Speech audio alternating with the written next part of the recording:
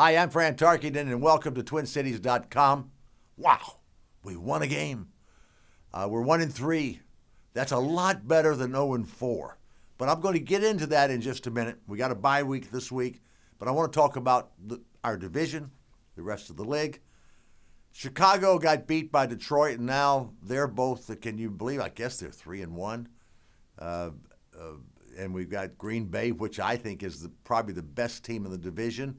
They've been struggling a little bit. We're not out of this thing, and I really, we got one great quarterback in the division, Aaron Rodgers.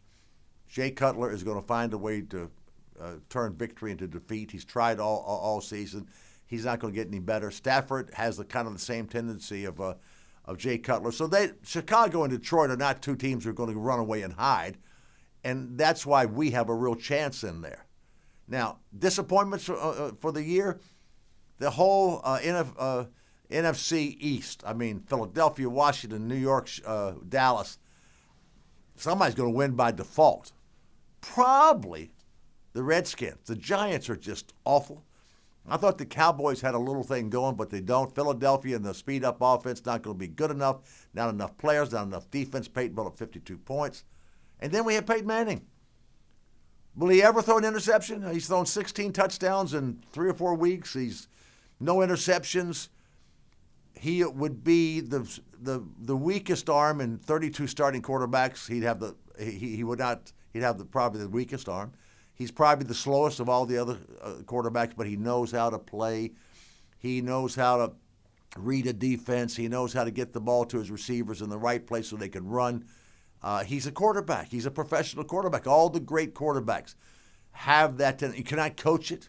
It comes from them and their instincts, and it comes from them from their study and and how much tape they watch and how they understand the tape and how they take ownership of the. That's what makes great quarterbacks. And Peyton Manning, if you're going to talk about the greatest quarterback that ever lived, boy, he's right at the top of the list, and you cannot have a conversation without Peyton Manning being in it. In fact, I really have never picked between Peyton Manning and Tom Brady. I've always said, they both have been great, and they both have been great, and Tom Brady's been great, but Peyton Manning has separated himself from that, and it's just fun to see that go. The whole innovation of the read option and the pistol offense, that's going to come and go because offenses and defenses continually to evolve, or they should evolve, and because it's cat and mouse.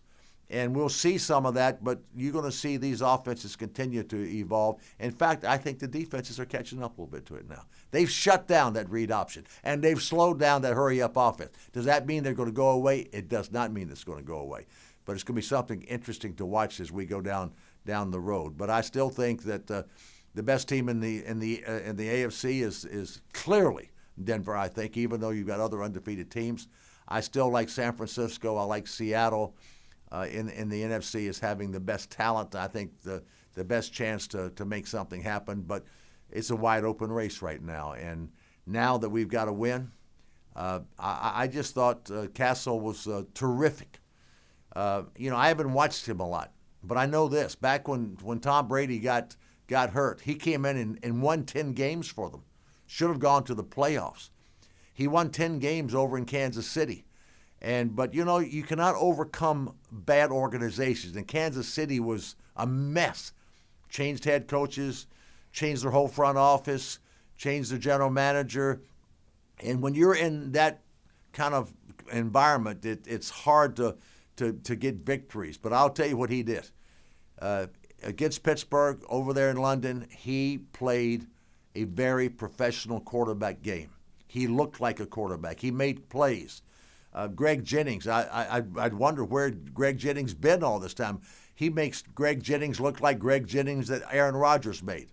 People ask me, is he a proverbial backup? I would have said before I watched him this week, because I've really never watched him, that he probably was a proverbial backup because of his record. I've gone back to look at his record. I saw him play. He's not a proverbial backup. This guy can play quarterback at the National Football League level. I know that in this off week that our coach has said, I'm going to play the guy that if Christian Ponder's well, I'm going to play him. And that's kind of the thing. You never lose your job because of injury. But I really think, I hope he plays Cassel because I think he gives us the best chance to win. He makes our team better. That's what quarterbacks are supposed to do. See you next week.